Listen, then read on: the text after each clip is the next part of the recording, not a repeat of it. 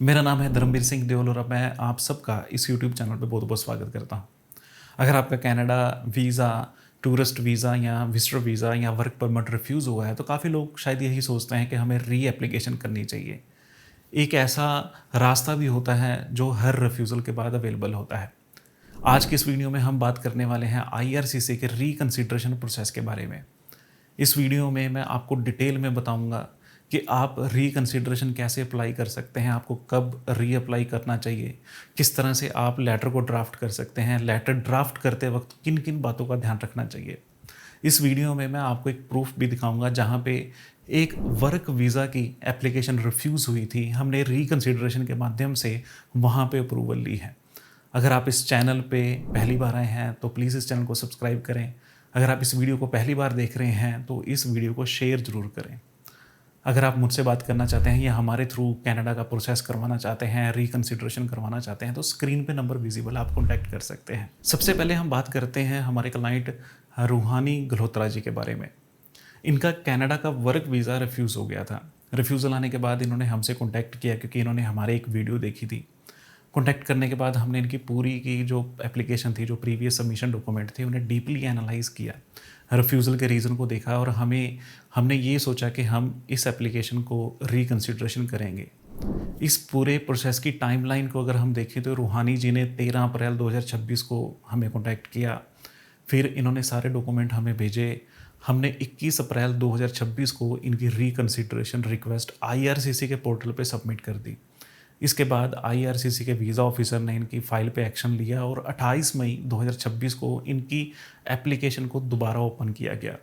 Reopen होने के बाद इनके डॉक्यूमेंट को दोबारा से वेरीफाई किया गया और आखिरकार 14 जुलाई 2026 को इन्हें वर्क परमिट की अप्रूवल मिल गई। अब ये समझते हैं कि रिकंसिडरेशन प्रोसेस आखिर होता क्या है और ये किस तरह से काम करता है। बेसिकली रिकंसिडरेशन आईआरसीसी की तरफ से एक ऐसा सिस्टम है जहां आप वीज़ा ऑफिसर से रिक्वेस्ट करते हैं कि आपकी जो ओरिजिनल एप्लीकेशन है उन्हें चेक करते वक्त आपसे कोई ज़रूरी डॉक्यूमेंट ओवरसाइट हो गया है, यानी कि जो डॉक्यूमेंट ज़रूरी था वीज़ा के लिए वो शायद आपकी नज़र से छूट गया है। इस प्रोसेस के अंदर सबसे पहले एक फॉर्मल और डिटेल रिकंसिडरेशन लेटर को ड्राफ्ट किया जाता है।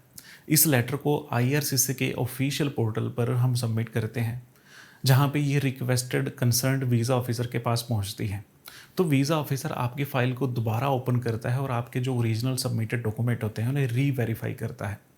अगर वीज़ा ऑफिसर को ये लगता है कि पिछली बार जो डिसीज़न लिया गया था या जो मैंने डिसीज़न दिया था उसमें कोई मिस्टेक हुई है या डॉक्यूमेंट ओवरसाइट हुआ था, तो वो अपना पिछला जो रिफ्यूज़ल का डिसीज़न होता है उसे रिवर्स कर देता है और आपकी एप्लीकेशन पे अप्रूवल आ जाती है।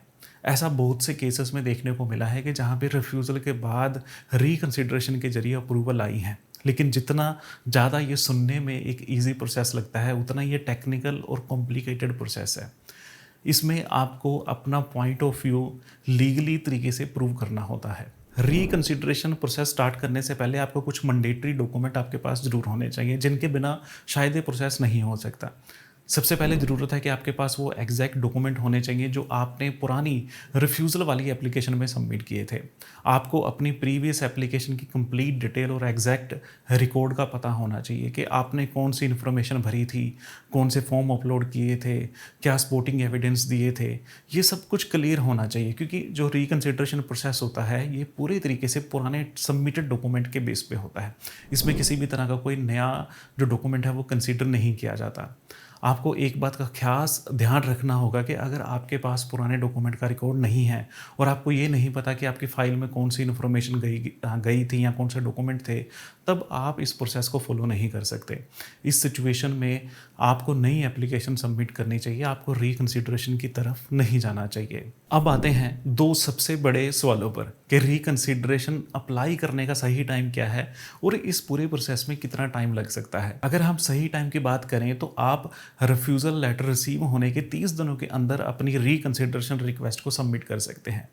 लेकिन मेरी पर्सनल एडवाइस यही रहेगी कि जब आपकी रिफ्यूज़ल आ जाती है तो जितना जल्दी हो सके आपको ये रिक्वेस्ट सबमिट करनी चाहिए, क्योंकि जितनी जल्दी आप रिक्वेस्ट को सबमिट करोगे वीज़ा ऑफिसर के पास आपकी फ़ाइल को रिव्यू करने का टाइम होगा और वो शायद आपकी एप्लीकेशन पे थोड़ा ज़्यादा टाइम दे सके।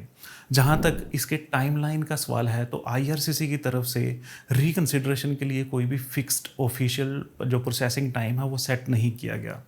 लेकिन जो हमारा प्रैक्टिकल एक्सपीरियंस है उसमें ज़्यादातर केसेस में 30 वर्किंग डेज़ के अंदर डिसीज़न मिल जाता है। इसका जो फाइनल आउटपुट होता है वो उसी जीसी की या ऑनलाइन पोर्टल पर अपडेट होता है जहां ओरिजिनल आपकी एप्लीकेशन सबमिट की गई थी। अब बात करते हैं कि रिकंसिडरेशन लेटर कैसे ड्राफ्ट करनी है। आपका ये लेटर ही डिसाइड करेगा कि वीज़ा ऑफिसर आपकी फ़ाइल को रीओपन करेगा या नहीं करेगा। इस लेटर को ड्राफ्ट करते वक्त कुछ ज़रूरी बातों का ध्यान रखना ज़रूरी है। सबसे पहले आपको अपनी और अपनी एप्लीकेशन के बारे में सारी डिटेल वहाँ पे क्रिस्टल क्लियर लिखनी होती है। आपने एप्लीकेशन कब सबमिट की थी, आपका यूसीआई नंबर क्या था, आपका एप्लीकेशन नंबर क्या था, डॉक्यूमेंट क्या थे, पर्पस क्या था, कवर लेटर में क्या एक्सप्लेन किया था, ये सब आपको सिस्टमेटिकली बताना होता है। इसके साथ ही जो आपकी टोन होती है, जो आपकी लिखने का तरीका होता है वो काफ़ी प्रोफेशनल होना चाहिए और एक फैक्टफुल होना चाहिए। ऐसा नहीं है कि आप हवा में ही बातें करो। इसके अलावा सबसे पावरफुल टेक्निक है फेडरल कोर्ट केसेस का रेफरेंस देना। अगर आप अपनी प्रोफाइल और आपके जो रिफ्यूज़ल ग्राउंड है उसे चेक करोगे तो आपको कनाडा फेडरल कोर्ट केस के जो रेफरेंस हैं वो मिलते जुलते मिल जाएंगे। आप उन रेफरेंस को अपने लेटर में लिखें क्योंकि वीज़ा ऑफिसर के लिए ये आपके फेवर में डिसीज़न देने का काफ़ी एक अच्छा तरीका होता है कि आप वीज़ा ऑफिसर को एक प्रोफेशनली और एक अच्छे तरीके से आप बता सकते हैं कि ये केसेस थे, ये रेफरेंस हैं, मेरी प्रोफाइल और मेरी जो रिफ्यूज़ल आई है ये इनसे काफ़ी मिलती है और यहाँ पे एप्लीकेंट का वीज़ा अप्रूव किया गया था, तो वहाँ पे आपके वीज़ा के अप्रूवल के ज़्यादा चांसेस होते हैं। फाइनली जो लेटर की लेंथ होनी चाहिए वो काफ़ी बैलेंस्ड होनी चाहिए, ना ही ज़्यादा छोटा होना चाहिए और ना ही ज़्यादा लेंथी होना चाहिए। आप इस लेटर को 2 से 3 पेज में परफेक्ट बना सकते हैं और यही वो लेंथ होती है जहाँ पे वीज़ा ऑफिसर आपके प्रोफाइल के बारे में, आपके डॉक्यूमेंट के बारे में, आपके पर्पस के बारे में, आपकी जस्टिफिकेशन के बारे में ज़्यादा जान सकते हैं। अगर आप इसे छोटा लिखोगे तो हो सकता है कि जो आप कहना चाहते हैं वो आप कह नहीं पाओ, और अगर आप इस लेटर को काफ़ी लेंथी बना दोगे तो हो सकता है वीज़ा ऑफिसर के पास इतना टाइम ही ना हो। दोस्तों, मैंने पिछली वीडियो में भी ये बताया था कि रिकंसिडरेशन हर किसी के लिए सेकंड ओपिनियन या ऑप्शन नहीं है। आप इस रिकंसिडरेशन प्रोसेस को तभी अप्लाई करें जब आपको अपनी फ़ाइल पे यकीन हो कि आपके जो डॉक्यूमेंट थे वो ठीक थे, आपने प्रोसेस सही तरीके से फॉलो किया था, और जो हो सकता है कि वीज़ा ऑफिसर ने ही डॉक्यूमेंट को ओवरसाइट किया हो। अगर आपके डॉक्यूमेंट में कमी है, अगर आपने सारे डॉक्यूमेंट अपलोड नहीं किए, अगर आप अपनी प्रोफाइल के बारे में वीज़ा ऑफिसर को बता नहीं सके, तो शायद आपको रिकंसिडरेशन अप्लाई नहीं करनी चाहिए, क्योंकि ये वैल्यूएबल टाइम है जो वीज़ा ऑफिसर का भी होता है, आपका भी टाइम होता है, और ये सिर्फ वेस्टेज है। अगर आपको लगता है कि हाँ आपके डॉक्यूमेंट सही थे, बिल्कुल सही आपने प्रोसेस फॉलो किया था, फिर आपको रिकंसिडरेशन प्रोसेस जरूर फॉलो करना चाहिए। उम्मीद करता हूँ कि ये वीडियो आपको अच्छी लगी होगी, इन्फॉर्मेटिव लगी होगी, और आपके जो भी डाउट्स थे वो इस वीडियो ने कवर किए होंगे। अगर अभी भी कोई आपका क्वेश्चन है रिकंसिडरेशन के बारे में, री एप्लीकेशन के बारे में, तो आप कमेंट सेक्शन में मुझसे पूछ सकते हैं। अगर आप हमारे थ्रू अपना कनाडा का प्रोसेस करवाना चाहते हैं, स्क्रीन पे नंबर विजिबल, आप कॉन्टैक्ट कर सकते हैं। अगर आप इस चैनल पे पहली बार आए हैं, इस वीडियो को पहली बार देख रहे हैं, तो प्लीज़ इस चैनल को सब्सक्राइब करें और इस वीडियो को उस पर्सन के साथ शेयर करें जिसे इस वीडियो की सबसे ज़्यादा ज़रूरत है। चलिए दोस्तों, आज की इस वीडियो में इतना ही। मिलते हैं अगली वीडियो में।